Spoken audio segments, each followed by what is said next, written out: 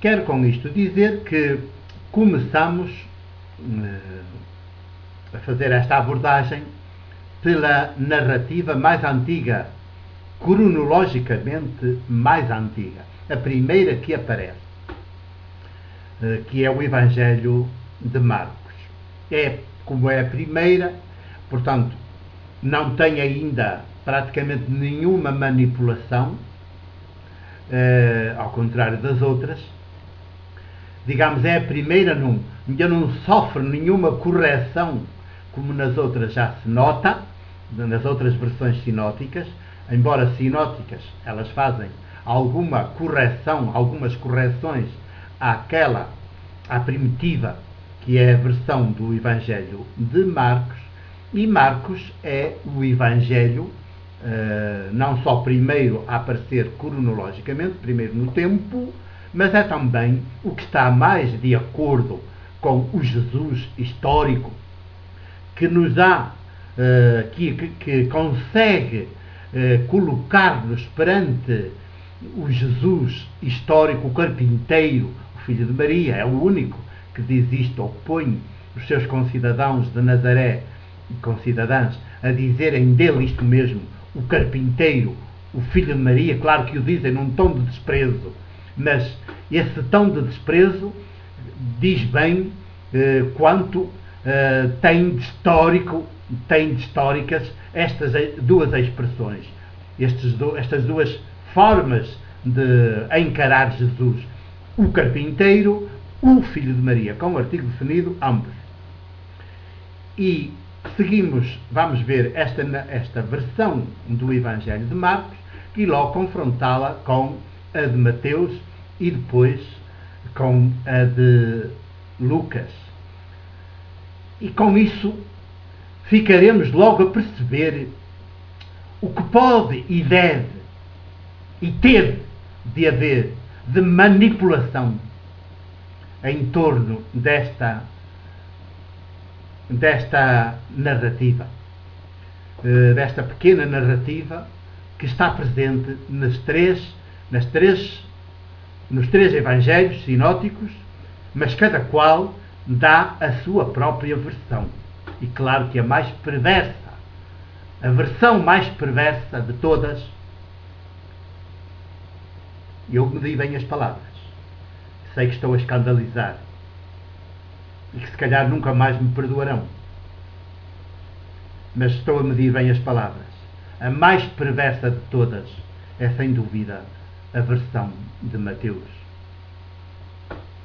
que conhece a versão de Marcos e não a respeita. Pelo contrário, já iremos ver. Então, começamos pela versão que é a mais simplificada de Marcos, aquela que apanha melhor, sem roupagens nenhumas, sem nenhuns interesses, quase como quem fotografa Jesus em direto e nos põe Jesus em direto, quase. Não é assim, porque é o testemunho da comunidade, mas é o testemunho da comunidade ou das comunidades pequeninas, pobres, marginalizadas, das comunidades que haviam captado bem Jesus e a sua originalidade, a originalidade do seu projeto político, a originalidade da sua fé, de uma fé que não é religiosa, não é, portanto, idolátrica, é anti-idolatria, e de uma fé que é uma fé política, porque está em sintonia, em comunhão com a atividade, com o trabalho político de Deus Abá, nosso Abá, seu e nosso Deus Abá.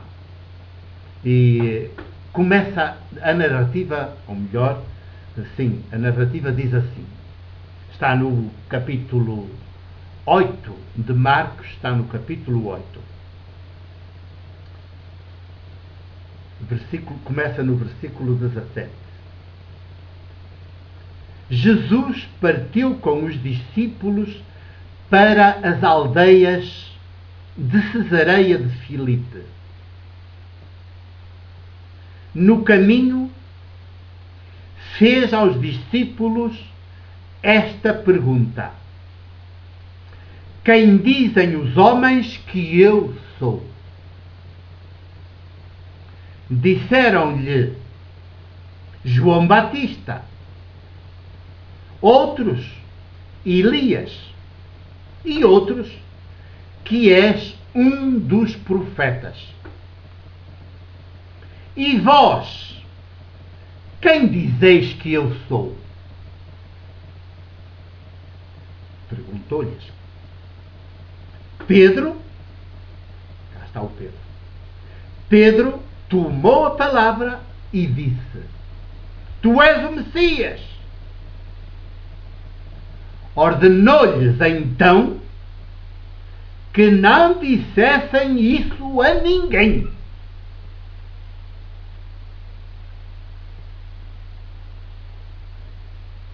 Esta é a versão de Marcos, do Evangelho de Marcos, a mais antiga, que está quase como uma fotografia em direto.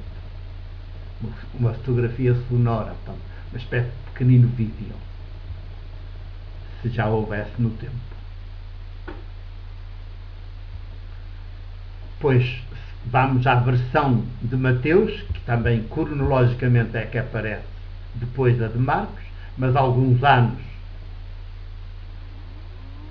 porventura até cerca de 20 anos ou mais depois da de Marcos, já andar a circular, se não nem integralmente, pelo menos em grande parte. E está no capítulo 16, de Marcos, e começa também no versículo, aí começa no versículo 13.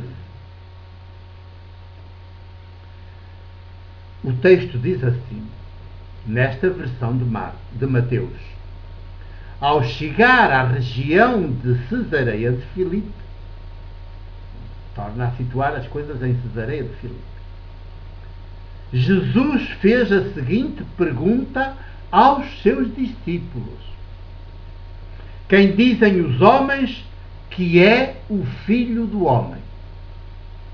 E eles responderam: uns dizem que é João Batista, outros que é Elias, e outros que é Jeremias ou algum dos profetas.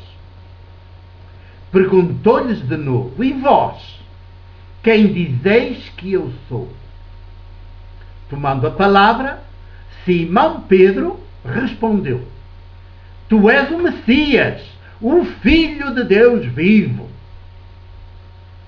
Jesus disse-lhe em resposta: És feliz, Simão, filho de Jonas, porque não foi a carne nem o sangue que te revelou, mas o meu Pai que está no céu. Também eu te digo: tu és Pedro, e sobre esta pedra edificarei a minha igreja, e as portas do abismo ou inferno nada poderão contra ela. Dar-te-ei as chaves do reino do céu.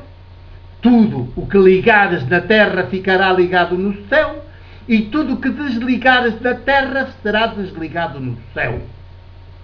Depois ordenou aos discípulos que a ninguém dissessem que ele era o Messias. Esta é a versão do Evangelho de Mateus. Como vê, é uma diferença abismal entre a de Marcos e a de Mateus.